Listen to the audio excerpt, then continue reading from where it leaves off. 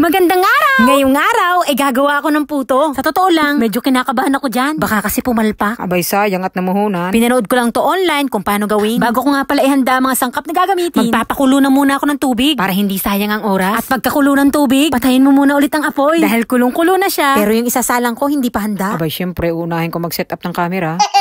Nung nakaraan kasi, nabigyan ako ng pakwan ng aking amo. Share ko lang naman sa mga hindi nakakaalam. Ito nga palang puto ang naisipan kong ibigay sa mga nauna ko kasing naging trabaho. Naipatikim na ito ng mga Pinoy sa mga katrabaho naming Hapon. At lahat sila ay nagustuhan. Sabi pa nga nila, wow, ang sarap nito. Anong sangkap nito? May sangkap yan ng pagmamahal. Sagot ng hindi alam ang nihonggo ng ingredients. Ito rin ang naisip kong ibigay sa aking amo dahil mas appreciated nila yung effort kesa sa presyo. Abay, yan naman mga gustong gusto ko, yung mga papuring gayo. Ay talagang bilog na bilog ang aking ulo sa mga gayong padali. Inang, anong gaganda ng pagkakagawa kong aray? Ay kakabahan ng Goldilocks din eh.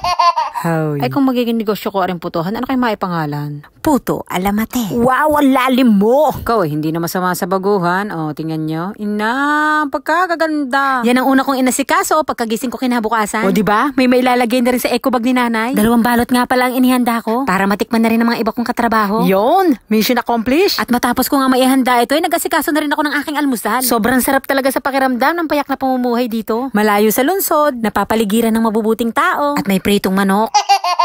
Pero tunay, mas naramdaman ko dito ang kapayapaan. Hindi talaga ako pandate ng ganitong katahimik na lugar. Pero mula nung napunta ako dito ko na-realize na ganitong klase ng lugar ang para sa akin. Sabi ko nga sa inyo, dati ako yung taong sunod lang sa agos. Hindi ko pinapansin ng mga simpleng bagay. Ako yung taong bahala na. Bahala kayo, bahala ako. Buhay nyo yan, buhay ko to. Alam niyo bang dati naiinis ako kapag pinagsasabihan ako sa aking ipon? Sa pinakauna ko kasing trabaho, dun ko unang nakilala ang aking mga kaibigan. Pag kami nagkakaipon-ipon, lagi nang itapik ang mga plano sa buhay. Ako'y buring na buring sa mga gayon. Ang mga gusto kong topic, bumili ng bagong motor si ganto, bumili ng bagong sapatos si ganon. Astig na astig ako sa mga ganong usapan. Ay di tapos na silang mag-usap-usap ng kanilang mga plano. Ang ending nun, o ikaw Matet, anong plano? Ba't naman ako hindi panapadikit sa mga garon eh. Kaboring eh. Kalmahan nyo lang, ang haba pa ng panahon. May 2 taon pa tayo din eh. Yun yung mga panahon na akala ko ay 3 years lang ang kontrata namin. Abay maikli lamang ang 2 taon, Matet. Mag-isip-isip ka. Aring sinasabi namin sa iyo ay hindi para sa amin, ari para sa iyo. Tas palaon ng palaon, ang mga kwentuhan nila ay may mga paalaga na silang hayop, may nabiling lupa, may mga kanya-kanya ng pinagkakakitaan. Samantalang ako, sapatos ko mga binili, pasira na. Mga damit ko, kupas na. Na-realize ko, hala, ang galing ng mga kaibigan ko. Ang aga nilang namula. Minsan, hindi ko sila naringgan na nainggit, lalo na sa mga material na bagay. Magpasa hanggang ngayon, kung makikita mo sila, simplihan lang ang mga forma. Pero wag ka, paldo yan. Ay aamagin na lang ang kwarta.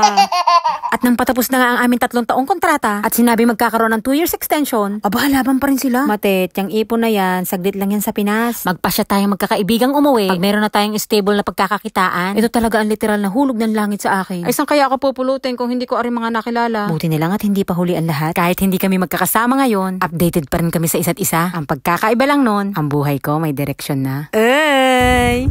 Uwian